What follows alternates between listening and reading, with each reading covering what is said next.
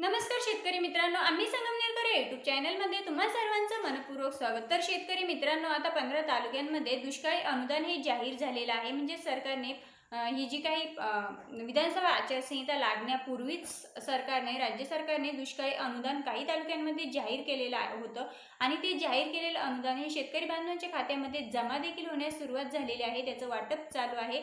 जरीही विधानसभा आचारसंहिता चालू असली तरी विधानसभा आचारसंहिते लागण्यापूर्वीच हा शासनाने दुष्काळी अनुदानाबाबत जी.आर. काढलेला आहे आणि त्याची घोषणाही या अगोदरच केलेली आहे। म्हणजे हा जी.आर.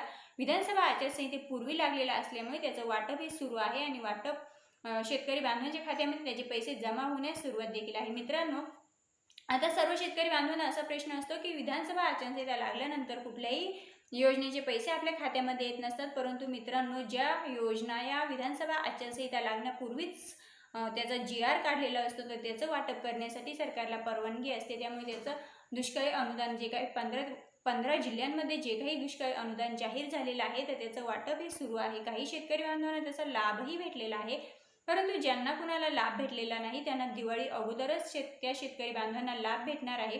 तर याबद्दलचं सविस्तर अपडेट आपण जाणून घेणार आहोत की ती 15 जिल्हे कोणते आहेत, त्या 15 जिल्ह्यांमध्ये दुष्काळी अनुदानही जाहीर झालेलं आहे। तर मित्रांनो, आता आपण तालुकाने हे अपडेट जाणून घेणार आहोत। त्यामध्ये नाशिक जिल्ह्याचा जर आपण विचार केला तर 15 जिल्ह्यातील जर आपण संपूर्ण आकडेवारी पाहिली तर 15 जिल्ह्यातील एकूण 24 लाख शेतकऱ्यांना 2443 लाख रुपयांचं अनुदान हे मंजूर करण्यात आलेलं आहे। त्यामध्ये पहिला जो जिल्हा आहे तर तो पहिला जिल्हा आहे तो म्हणजे नाशिक। मित्रांनो, आता नाशिक जिल्ह्यातील तालुकाने अपडेट आपण जाणून घेणार आहोत की नाशिक जिल्ह्यातील कोणकोणते तालुके हे दुष्काळी अनुदानासाठी जाहीर करण्यात आलेले आहेत, म्हणजेच मंजूर झालेले आहे। त्यामध्ये नाशिक जिल्ह्यामध्ये पहिला तालुका आहे तो म्हणजे मालेगाव, सिन्नर, येवला या तिन्ही तालुक्यांमध्ये शेतकरी बांधव पात्र असून 248 कोटींचा निधी हा राज्य शासनाच्या माध्यमातून मंजूर करण्यात आलेला आहे आणि या तालुक्यातील जवळपास 2,51,695 शेतकरी हे संपूर्ण नाशिक जिल्ह्यातून पात्र करण्यात आलेले आहेत आणि त्यांच्या खात्यामध्ये पीक विमा वाटपाचे दुष्काळी अनुदानाचे पैसे जमाही होत आहे। काही बांधवांच्या खात्यामध्ये अजून जमा झालेले नाही, त्यांच्या खात्यामध्ये सुद्धा लवकरात लवकर जमा होतील। मित्रांनो, आता त्यानंतर सिंदखेडा तालुक्याचा जर विचार केला तर सिंदखेडा तालुक्यामध्ये एकूण 64,492 शेतकरी बांधव हे पात्र आहेत। नंदुरबार तालुक्याचा जर आपण विचार केला तर नंदुरबार तालुक्यामध्ये एकूण 51,258 शेतकरी बांधव हे दुष्काळी अनुदानासाठी पात्र ठरलेले आहेत।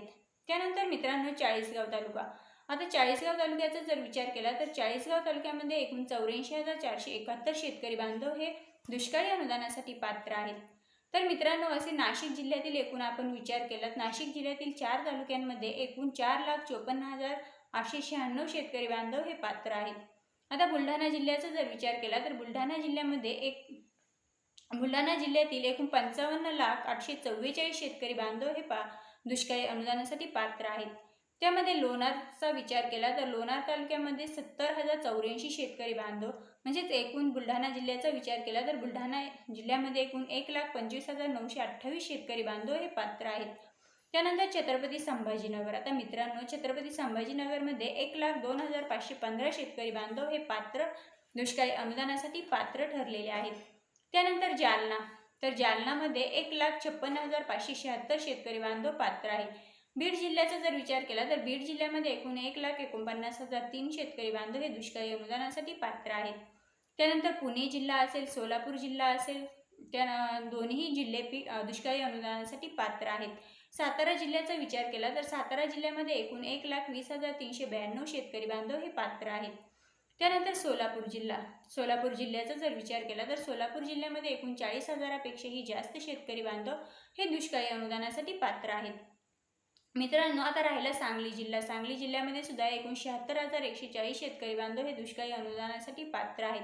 तर मित्रांनो, या 15 जिल्ह्यातील 40 तालुक्यातील पात्र शेतकऱ्यांना लवकरात लवकर दुष्काळी अनुदान हे जमा होत आहे। काही शेतकरी बांधवांनी याचा लाभही घेतलेला आहे, परंतु काही शेतकरी बांधव अद्यापही यापासून वंचित आहेत। तर त्या शेतकरी बांधवांना दिवाळी अगोदरच दुष्काळी अनुदानाचे पैसे त्यांच्या खात्यामध्ये लवकरात लवकर जमा केले जातील। तर शेतकरी मित्रांनो, ही होती दुष्काळी अनुदान 2023 बद्दलची सविस्तर अपडेट। पुन्हा भेटूया अशाच नवनवीन आणि महत्त्वपूर्ण व्हिडिओसोबत। तोपर्यंत जय हिंद, जय महाराष्ट्र।